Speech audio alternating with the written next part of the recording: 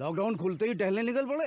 महामारी अभी फैली हुई है। सरपंच जी टहलने नहीं, काम पे वापस जा रहे हैं। तुझे डर नहीं लगता वायरस पकड़ लेगा? पहले थोड़ा बहुत डर लगता था, फिर पता चला कि अगर मैंने पूरी सावधानी बरती तो ये बीमारी होने की संभावना कम है।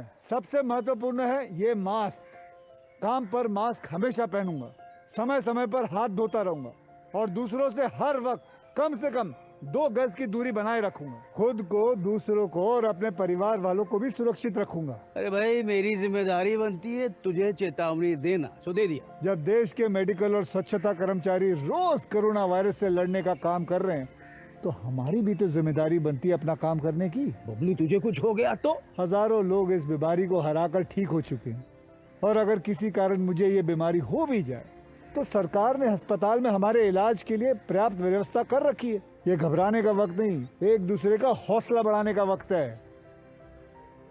अरे ऐसे क्या देख रहा है? तू काम पे जाएगा, मैं नहीं जाऊंगा, नाक नहीं कट जाएगी मेरी। चलो। मास्क। हाँ, मास्क मास्क। अरे नाक तो ढक लो। हाँ। कोरोना वायरस से हमें लड़ाई जारी रखनी पड़ेगी, पर उससे डर कर नहीं, पूरी सावधानी के साथ डट कर चलिए। रुकी जिंदगी को आगे बढ़ाएं, देश को आत्मनिर्भर बनाएं। जय हिंद।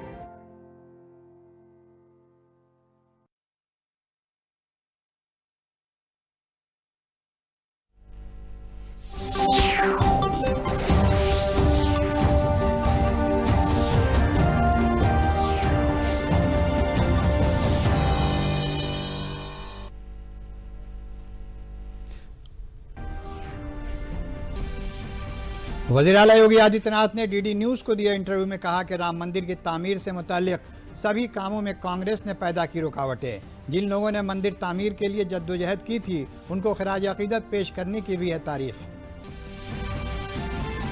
अयोध्या एक मरतबा फिर एक नई तारीख रकम करने के लिए दिखाई दे रही है तैयार। बुध को दोपहर से पहले वज़ीर आज़म पहुँचेंगे अयोध्या, मंदिर तामीर के लिए करेंगे भूमि पूजन।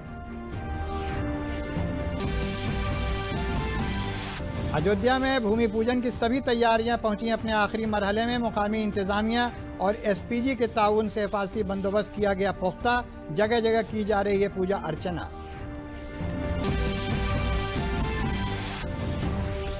और रियासत के 16 अजला सैलाब से मुतासिर, राहत और बचाव के किए जा रहे हैं काम। बहराइच में गन्ना वजीर सुरेश राणा ने सैलाब मुतासरीन को तकसीम की राहत अशिया।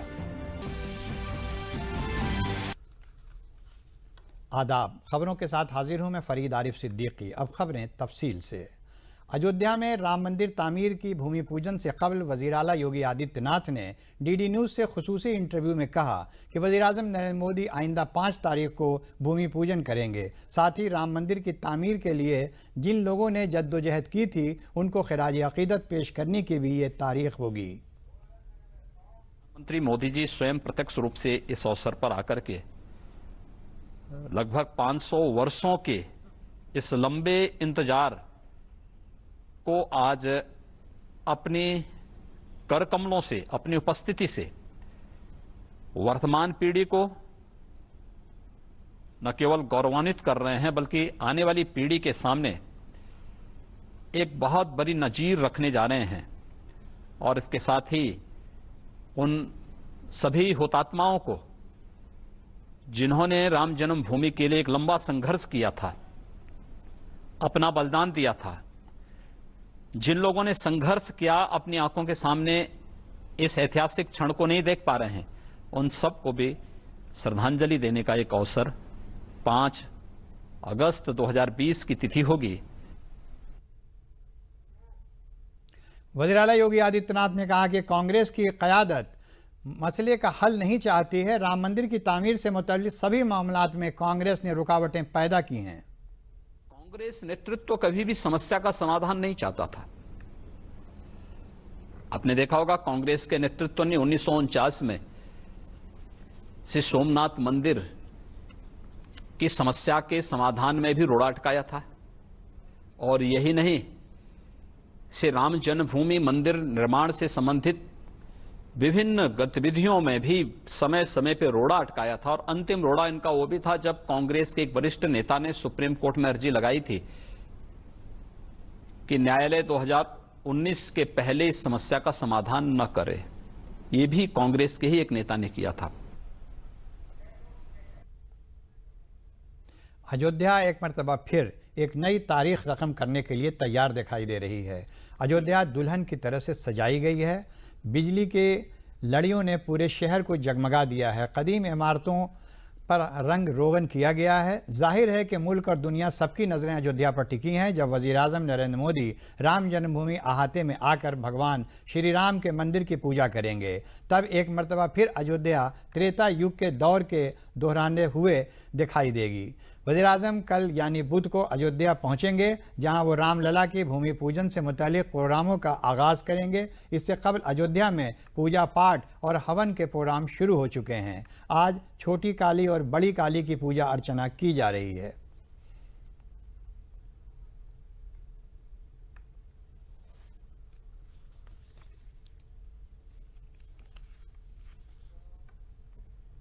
भगवान श्री राम की जन्मभूमि को ऐसे सजाया गया है जैसे कि त्रेता युग वापस आ गया हो। यहाँ बसा हर शख्स प्रभु श्री राम के मंदिर को शानदार बनते हुए देखना चाहता था और अब उसका ये ख्वाब शर्मिंदा तामीर होता दिखाई दे रहा है।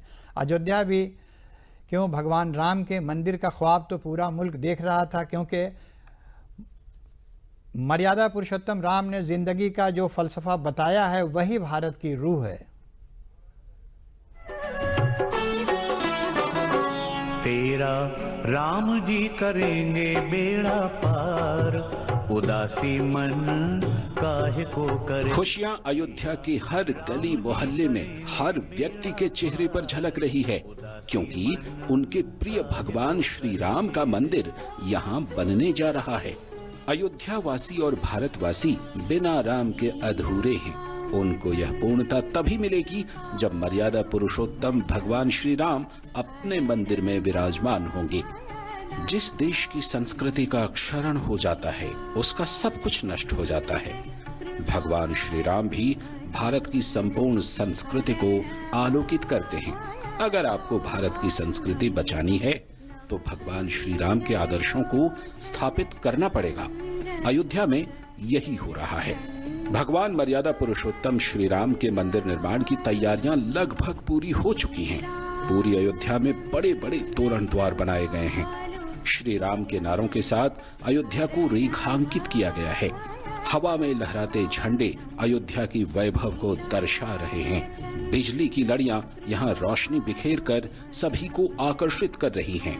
मां सरयू का जल भी किनारों को स्पर्श कर रहा है, जैसे भगवान श्री राम के चरणों को पखारना चाहता हो।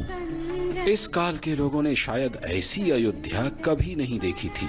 हो सकता है कि श्री रामचंद्र जी के समय में अयोध्या का स्वरूप ऐसा ही रहा हो, जहां खुशियां हो, उल्लास हो, अपनापन हो, प्रेम हो, शांति हो, सौहार्द हो और सब कुछ राममय हो। अगर कोरोना का संक्रमण काल ना होता तो शायद अयोध्या में लोगों को पैर रखने की भी जगह ना मिलती। शासन और प्रशासन चाहता है कि लोग कम से कम अयोध्या आएं। अधिकतर लोग राम मंदिर भूमि पूजन को डीडी न्यूज के माध्यम से देखें। लोग अपने घरों में सुरक्षित रहें, उल्लास मनाएं, दीप जलाएं और भगवान की आराधना करें। अयोध्या में कोविड-19 के खतरे को देखते हुए फायर ब्रिगेड की गाड़ियों से छिड़काव किया जा रहा है, जिससे अयोध्या में जो लोग भी आ रहे हैं उनके स्वास्थ्य को लेकर कोई चुनौती न उपजे। भूमि पूजन के पूर्व पूरे अयोध्या नगरी को सैनिटाइज किया जा रहा है। हमारी 4-5 गाड़ियां सुबह शाम डेली अनवरत सैनिटाइज कर रही हैं। कम से कम 5 राउंड तो किया जा चुका है और लगातार अनवरत सुबह शाम डेली होगा। सोशल डिस्टेंसिंग का पालन करें, मास्क पहने, ये भी हम लोग बीच बीच में लोगों को बताया जा रहा है। अयोध्या का यह वैभव शायद दुनिया को अपनी ओर आकर्षित करेगा। यहाँ संस्कृति के साथ साथ पर्यटन और व्यवसाय भी पुष्पित पल्लवित होंगे। लोग अयोध्या अपने प्रभु की जन्मभूमि आकर उन्हें आत्मसात करेंगे और उनके जीवन से प्रेरणा लेंगे। लेकिन आज अयोध्या का रंग देखकर तो तीनों लोग हर्षित होंगे, ऐसा आज की अयोध्या को देखकर लग रहा है। सुरक्षा का व्यापक बंदोबस्त किया गया है। चप्पे चप्पे पर पुलिस तैनात की गई है। जो लोग इस कार्यक्रम को देखना चाहते हैं उनसे निवेदन है कि दूरदर्शन न्यूज को आप फॉलो करिए, उसको देखिए और किस तरीके से अयोध्या सजी है, क्या क्या राम मंदिर निर्माण में क्या क्या कार्यक्रम होंगे, उन सबको आप जान सकते हैं। कैमरामैन दिनेश के साथ ramen Singh, DD news, Ayodhya. Shri Ram मंदिर भूमि पूजन से कबल पूरी अयोध्या राममय हो गई है। प्रभु श्री राम की नगरी में रामचरितमानस पाठ के साथ ही साथ राम कीर्तन समेत सभी मजहबी सरगर्मियां जारी हैं। आज रामनगरी में खुसूसी रामर्चा प्रोग्राम अख्ताम पजीर हुआ। इससे कबल आज सुबह हनुमानगढ़ी में खुसूसी पूजा अर्चना की गई।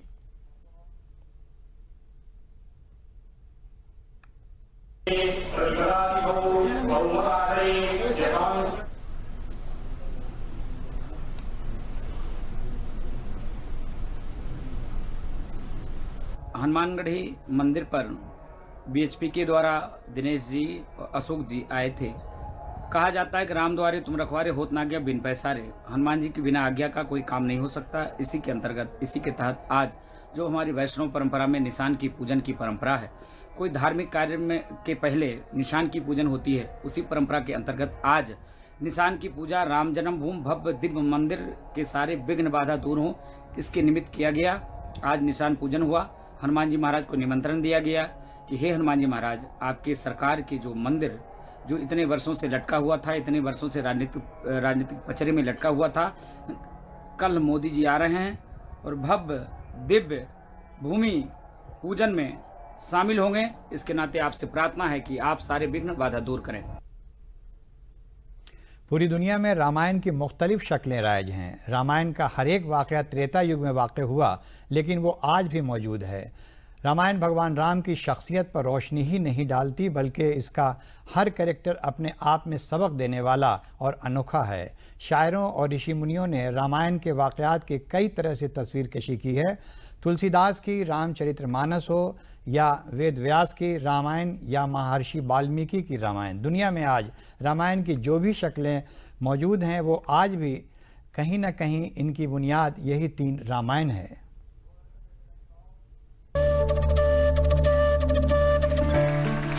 रामायण एक ऐसा महाकाव्य जिसमें भारत के आध्यात्म, सांस्कृतिक और धार्मिक जगत के शिखर मनु, मर्यादा पुरुषोत्तम भगवान राम का चरित्र वर्णन ही नहीं बल्कि जीवन का सार छिपा है। रामायण एक ऐसा प्रकाश पुंज जो सतयुग से लेकर कलयुग तक हर युग में प्रासंगिक है। रामायण भारतीय संस्कृति की अविरल गंगा, जिसकी धारा दुनिया के जिस जिस हिस्से में पहुंची वही राम राज्य, धर्म, मानवता और ज्ञान के फूल खिल उठे। रामायण एक ऐसा प्रकाश पुंज जो त्रेता युग से लेकर कलयुग तक हर युग में प्रासंगिक है। रामायण जिसे कवियों और कथाकारों ने अद्भुत रूप में प्रस्तुत किया। प्रभु राम, जिनके बारे में कहा गया कि हरि अनंत, हरि कथा अनंता। राम को जिसने जिस रूप में भी आत्मसात किया, राम उसके मुखारबिंद से वही रस बनकर झर उठे। किसी ने लिखा कि रामायण क्या है उसका उत्तर देना कठिन है, रामायण में क्या नहीं है ये बताना और कठिन काम। जहाँ रामायण है वहाँ तो स्वयं प्रभु राम जी हैं और जहाँ राम है वहाँ तो सारा विश्व विराजमान है। आइए कोशिश करते हैं आनंद के इस महासिंधु को थोड़ा खंगालने की और जानने की। रामायण कैसे जहाँ जहाँ पहुँची और जिस जिस के हृदय में इसका प्रकाश पुंज दीप्त हुआ, उसने कैसे कैसे इसकी व्याख्या की। वाल्मीकि रामायण। राम कथा के प्रणेता के रूप में वाल्मीकि रामायण का नाम सर्वप्रथम लिया जाता है। इस ग्रंथ की रचना माता सरस्वती की कृपा से हुई थी। वाल्मीकि जी ने इस रामायण को घटित होने से पूर्व ही काव्यबद्ध कर लिया था। इसके 1 लाख से भी ज्यादा श्लोक थे, लेकिन ब्रह्मा जी ने इसे जनमानस के लिए सरल करते हुए 24,000 श्लोकों तक सीमित कर दिया और वाल्मीकि जी को वरदान दिया कि जब तक पृथ्वी पर वन, पर्वत, सागर और नदियां रहेंगे तब तक उनकी ये रामायण प्रचलित रहेगी।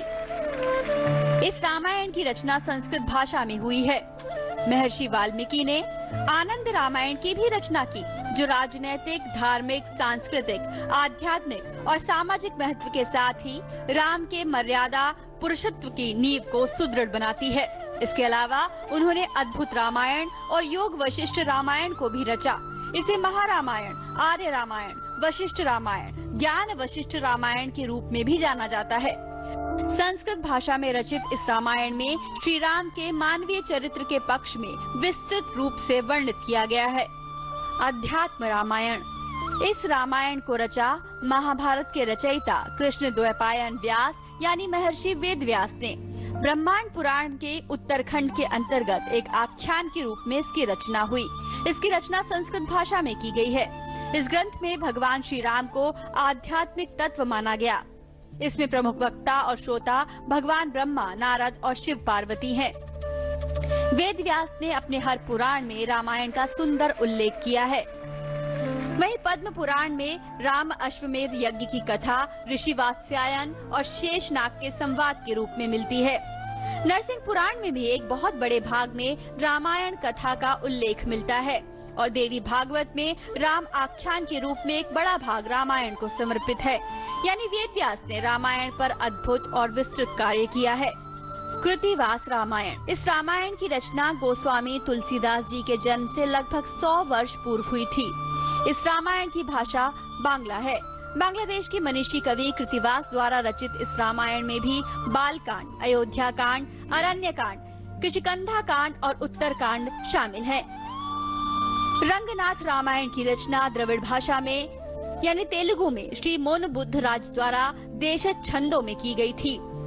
इस रामायण में युद्ध कांड के माध्यम से श्री राम को महाप्रतापी बताया गया है।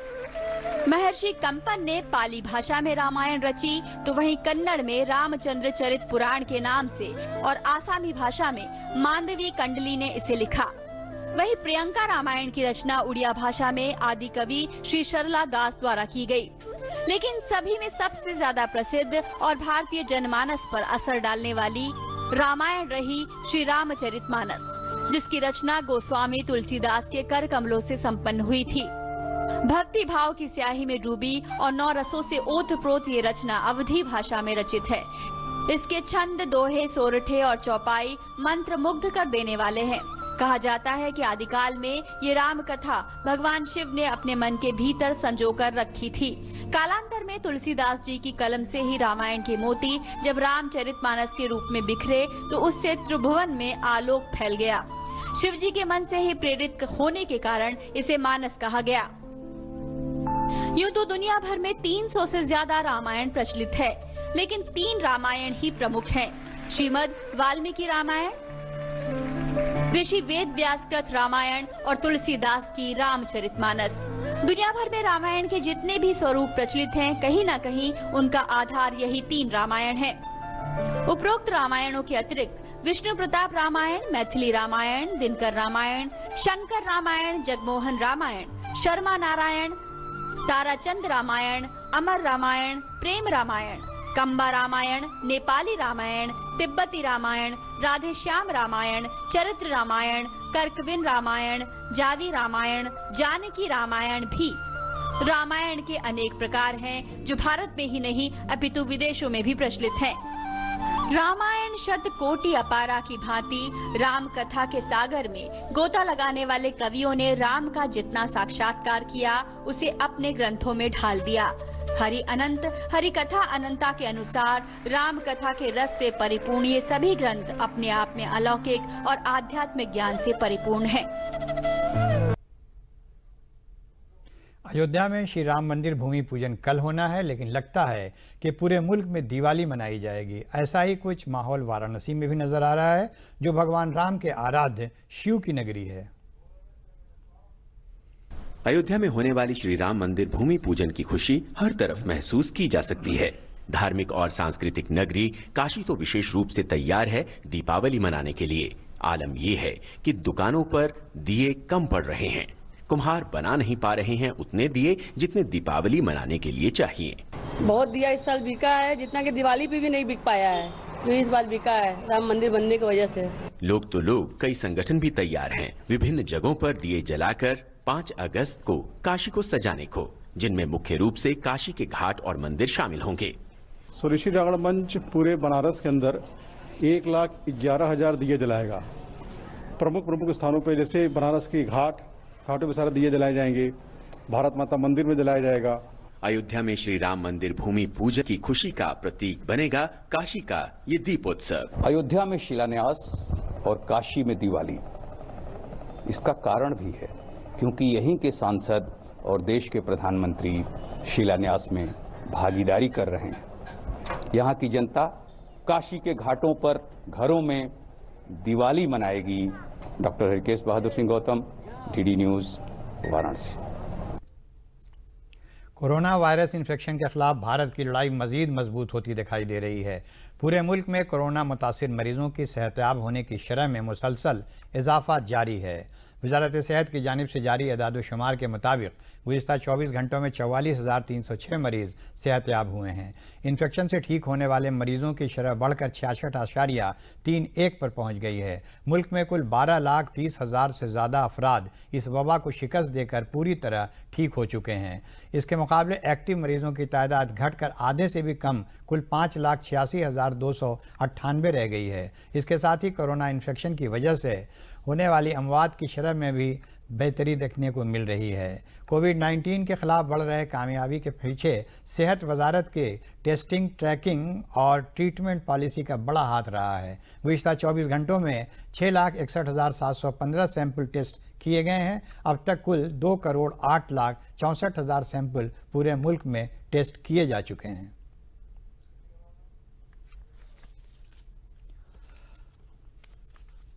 एडिशनल चीफ सेक्रेटरी दाखिला अवनीश कुमार अवस्थी ने आज प्रेस कॉन्फ्रेंस में बताया कि वज़ीर-ए-आला योगी आदित्यनाथ ने L2 और L3 कोविड अस्पतालों में 50,000 बेड्स जल्द अज जल्द तैयार करने की हिदायत दी है। इन बेड्स के लिए मेडिकल कारकुनों समेत दीगर ज़रूरी तिब्बी सहूलियात यकीनी बनाई जाएंगी। उन्होंने डायरेक्टर जनरल सेहत और डायरेक्टर जनरल तिब्बी तालीम को इस सिलसिले में टाइम बाउंड तरीके से कार्रवाई करने की हिदायत भी दी है। उन्होंने हर ज़िले में integrated command and control centre को मौसर तरीके से काम करने के अहकाम दिए हैं। वज़ीर-ए-आला ने कहा है कि जिस ज़िले में integrated command and control centre कायम होने के बावजूद सही तरीके से काम नहीं किया जा रहा है, ऐसे ज़िले के ज़िला मजिस्ट्रेट से जवाब तलब किया जाएगा। उन्होंने होम आइसोलेशन में रह रहे मुतासरा मरीज़ों से integrated command and control centre के ज़रिए दिन में 2 मरतबा फ़ोन से बातचीत करके उनकी खैरियत लेने की हिदायत भी दी है। L1 अस्पतालों में बेड्स की संख्या पर्याप्त पाई गई समीक्षा में, लेकिन L2 और L3 में बेड्स की संख्या को बढ़ाने का आज निर्देश दिया है। कल उन्होंने विशेष रूप से चीफ सेक्रेटरी साहब को, अपर मुख्य सचिव स्वास्थ्य को, स्वास्थ्य शिक्षा को और PGI के डायरेक्टर साहब को, DG मेडिकल को, सबको आदेशित ये किया था कि L3 के बेड्स को सबको बढ़ाया जाए। तो आज उन्होंने निर्देश ये दिए हैं कि L2 और L3 के 50,000 बेड्स कम से कम और बढ़ाए जाएं। उन्होंने ये भी आदेश किया है कि जहां बेड्स बढ़ाएं तो वहां चिकित्सा कर्मियों की, चिकित्सकों की कमी ना हो और महानिदेशक स्वास्थ्य और महानिदेशक चिकित्सा शिक्षा इस कार्य को समयबद्ध रूप से हर हालत में पूरा कराएं। उन्होंने ये भी कहा कि जो कमांड एंड कंट्रोल सेंटर है उस पर जो एम्बुलेंसेज हैं उनका मूवमेंट प्लान प्रॉपरली होना चाहिए। सभी जगह सभी जो भी रोगी हैं, जो भी पॉजिटिव व्यक्ति हैं, जिनका भी अस्पताल में मैनेजमेंट होना है तो उनको तुरंत जो है अस्पतालों में दाखिल किया जाए। इसमें जिला अधिकारी जवाबदेही भी तय करें। होम आइसोलेशन में रह रहे मरीजों के लिए भी दिन में कम से कम 1 या 2 बार इंटीग्रेटेड कमांड कंट्रोल सेंटर से उनसे संवाद स्थापित किया जाए, टेलीफोन से वार्ता की जाए, जिससे उनके बारे में भी जानकारी प्राप्त होती रहे। मुख्यमंत्री जी ने 108 की एम्बुलेंस सेवा को भी सभी चिकित्सालयों तथा मेडिकल कॉलेज में कुल एम्बुलेंस का 50% एम्बुलेंस को कोविड के व्यवस्था के लिए लगाने का निर्देश दिया है और शेष 50% एम्बुलेंस नॉन कोविड कार्य में लगाई जाएं। एडिशनल चीफ सेक्रेटरी सेहत अमित मोहन प्रसाद ने आज बताया कि गुज़िश्ता 24 घंटों में इन्फेक्शन के 2,983 नए मामले सामने आए हैं। इस वक्त रियासत में इन्फेक्शन के एक्टिव मामलों की कुल तादाद 41,222 है। कोरोना इन्फेक्शन से 57,271 मरीज ठीक होकर अपने घर जा चुके हैं। कोरोना इन्फेक्शन से 1,817 लोगों की मौत हुई है। उन्होंने कहा कि कल रियासत में एक दिन में 66,713 सैंपल्स की जाँच की गई है। विगत 24 घंटों में संक्रमण के 2,983 नए प्रकरण सामने आए हैं। इस समय प्रदेश में एक्टिव इन्फेक्शन के केसेस की कुल संख्या 41,222 और जो लोग पूर्णतः उपचारित होकर डिस्चार्ज किए जा चुके हैं उनकी संख्या अब 57,271 हो गई है। संक्रमित व्यक्तियों में से 1,817 व्यक्तियों की मृत्यु हुई है। कल प्रदेश में 66,713 सैंपल्स की जांच की गई और इस प्रकार अब तक 26,89,973 सैंपल्स की जांच प्रदेश में की जा चुकी है। राहत कमिश्नर संजय गोयल ने आज प्रेस कॉन्फ्रेंस में रियासत में सैलाब की सूरत हाल के बारे में बताते हुए कहा कि गुज़िश्ता 24 घंटों में एक और ज़िला महाराजगंज के कुछ इलाके सैलाब से मुतासिर हुए हैं। इस तरह रियासत में अब कुल 16 ज़िले सैलाब से मुतासिर हैं। उन्होंने कहा कि अंबेडकर नगर, गोंडा, आजमगढ़, बहराइच, बलरामपुर, बाराबंकी, बस्ती, गोरखपुर, कुशीनगर, लखीमपुर खीरी, मऊ, संत कबीर नगर, सिद्धार्थनगर, महाराजगंज और सीतापुर सैलाब से मुतासिर ज़िले हैं। इन 16 अजला में 770 गांव सैलाब की जद में हैं। आपाशी महकमे की इत्तला के मुताबिक शारदा नदी, राप्ती नदी, सरयू नदी, एल्गिन ब्रिज, बाराबंकी और अयोध्या में खतरे के निशान से ऊपर बह रही है। विगत 24 घंटे में एक और जनपद महाराजगंज में कुछ क्षेत्र बाढ़ से प्रभावित हुआ है। तो इस प्रकार अब प्रदेश में 16 जनपद बाढ़ से प्रभावित हैं। वह हैं अंबेडकर नगर, अयोध्या, आजमगढ़, बहराइच, बलरामपुर, बाराबंकी, बस्ती, गोंडा, गोरखपुर, कुशीनगर, लखीमपुर खीरी, मऊ, संत कबीर नगर, सिद्धार्थनगर, महाराजगंज और सीतापुर। इन 16 जनपदों में 777 गांव प्रभावित हुए हैं, जिसमें वर्तमान में 282 गांव मरून और जल और प्रभावित हैं। सिंचाई विभाग से प्राप्त सूचना के अनुसार वर्तमान में शारदा नदी पलिया कला में, राप्ती नदी बर्ड घाट गोरखपुर में तथा सरयू नदी एल्गिन ब्रिज बाराबंकी, अयोध्या तथा तुर्तीपार बलिया में खतरे के निशान से ऊपर बह रही हैं। वज़ीर इत्तलात और नशरियात प्रकाश जावड़ेकर ने आज शुमाल मशरिक़ी रियासत असम पर मरकूज़ दूरदर्शन के 24 घंटे के चैनल डीडी असम का आज दिल्ली में वर्चुअल तरीके से रस्मी इफ्तिताह किया। दिल्ली में वाक़ दूरदर्शन सदर दफ्तर में इस सिलसिले में एक तकरीब का इनेकाद किया गया। इस प्रोग्राम में वज़ारत इत्तलात और नशरियात के सेक्रेटरी अमित खरे, प्रसार भारती के CEO शशि शेखर वेम्पति, ब्रॉडकास्टिंग भारतीय बोर्ड के रुकन राजीव सिंह और दूरदर्शन के डायरेक्टर जनरल मयंक अग्रवाल मौजूद थे। प्रोग्राम में वीडियो कॉन्फ्रेंसिंग के जरिए असम के गवर्नर जगदीश मुखी और वज़ीर आला सर्बानंद सोनोवाल ने भी हिस्सा लिया। इस मौके पर वज़ीर इत्तलात और नशरियात प्रकाश जावड़ेकर ने अपने वीडियो पैगाम में कहा कि शुमाल मशरिक़ी रियासतों पर आज़ाद भारत की किसी हुकूमत ने इतनी तवज्जो नहीं दी जितनी वज़ीर आज़म नरेंद्र मोदी की क़यादत वाली हुकूमत ने दी है। उन्होंने यकीन दिलाया कि वज़ीर आज़म मोदी की क़यादत में शुमाल मशरिक़ की तरक्की के साथ इंसाफ होगा। 24 घंटे के डीडी असम चैनल के बारे में वज़ीर इत्तलात और नशरियात ने कहा कि तनू में इत्तेहाद का पैगाम देने वाली रियासत के लिए ये एक तोहफ़ा है।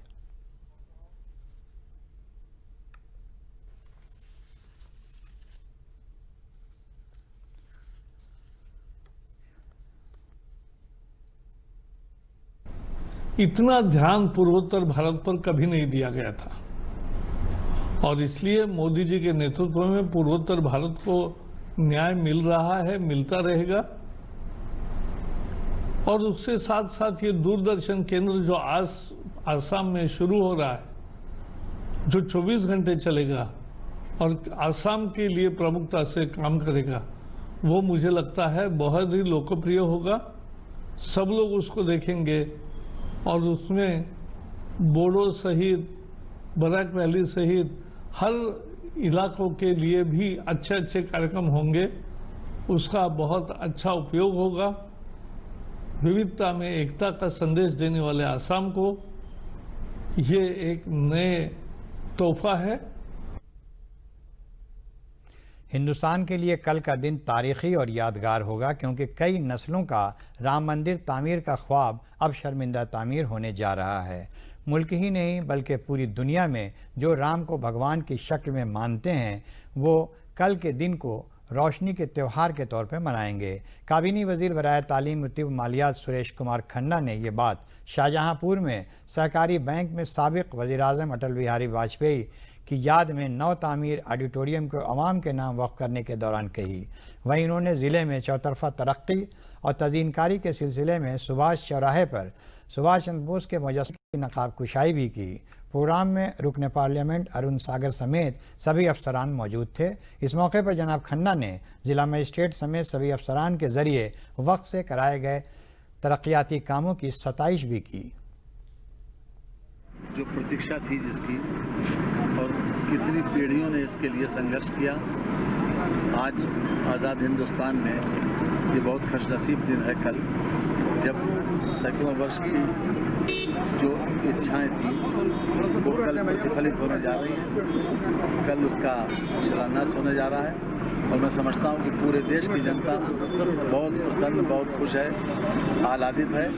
और ये अवसर ऐसा है कि जो ऐतिहासिक है और न केवल पूरे देश में बल्कि दुनिया में जहाँ भी राम को अपने पूर्वज के रूप में जाना जाता है, राम को एक आदर्श पुरुष के रूप में जाना जाता है, एक भगवान के रूप में जाना जाता है, आज पूरी दुनिया के लोग उसको एक उत्सव के रूप में मनाएंगे, ऐसा मेरा विश्वास है। आज के दिन मैं कल के शिलान्यास के लिए सभी को शुभकामनाएं देता हूं और सभी से अपने दीपोत्सव मनाने की अपील करता हूं। बहराइच में घाघरा का कहर जारी होने से मुतासरा महसी और कैसरगंज तहसील के देही बाशिंदों को गन्ना वजीर सुरेश राणा ने ज़रा राहत अशिया तकसीम की। उन्होंने बहराइच के सैलाब मुतासरीन से मिलकर उन्हें हर मुमकिन ताउन और मदद देने की यकीन दहानी कराई। इस मौके पर महसी रुकन असम्बली सुरेश्वर सिंह और ज़िला मजिस्ट्रेट शंभू कुमार की क़यादत में ज़िला इंतज़ामिया मौजूद थी। उन्होंने कहा कि वज़ीर आला के हुक्म से सभी सैलाब मुतासरा अफराद की हर मुमकिन मदद की जाए, जिसके लिए अफसरान को मशवरे दिए गए। इसी के साथ इस बुलेटिन की खबरें ख़त्म हुई। इजाज़त दीजिए। आदाब।